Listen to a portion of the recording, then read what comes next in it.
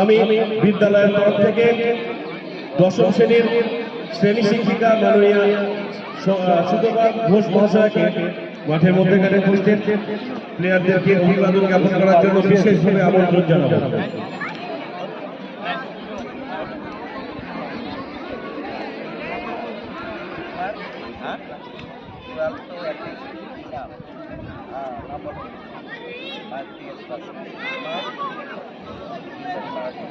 অভিবাদন পর্ব চলছে।